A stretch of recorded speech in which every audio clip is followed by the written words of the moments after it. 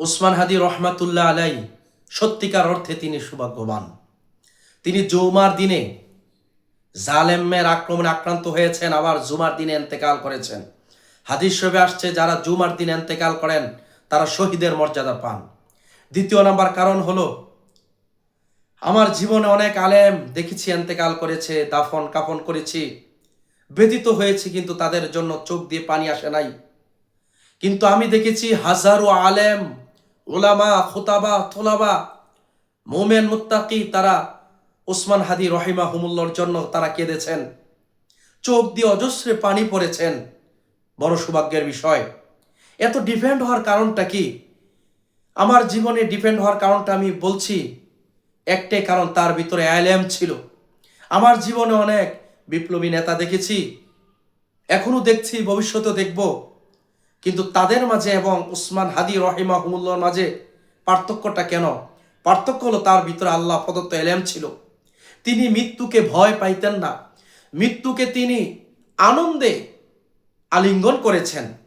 এবং তিনি জানতেন সততার পথে থাকলে মৃত্যু যে কোনো সময় আসবে, জালেমরা তাদের উপর আক্রমণ করবে, তারপরেও তিনি সৎ এবং সততার উপর ছিলেন এবং মৃত্যুকে তিনি সাগরে আনন্দে গ্রহণ করেছেন। কারণ হলো তিনি জানেন সৎ এবং সততার উপর থেকে যদি এন্তেকাল হয়ে যায় তাহলে তিনি শহীদের মর্যাদা পাবেন।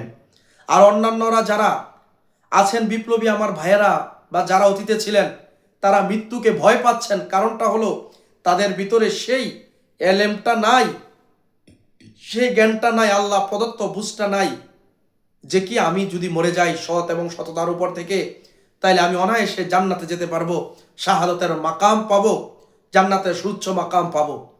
কিন্তু উসমান হাদি রহিমাহুমুল্লাহ তিনি জানতেন, বুঝতেন, এলেম ছিল, যার কারণে তিনি আমাদেরকে কে দিয়ে লাখো লাখো ইমাম, মুত্তাকি, মুসলমানদেরকে, আলেমদেরকে এতিম করে তাদেরকে কাঁদিয়ে তিনি জান্নাতে চলে গেলেন। জান্নাতের সুউচ্চ মাকাম পাবেন, এই দোয়া করি ইনশাল্লাহ। অতএব আমরা যারা বিপ্লবী নেতা আছি, আমার ভাইয়েরা যারা আছে, তাদেরকে উদারতা আহ্বান করব, সৎ এবং সততার উপর পরিপূর্ণ থাকেন।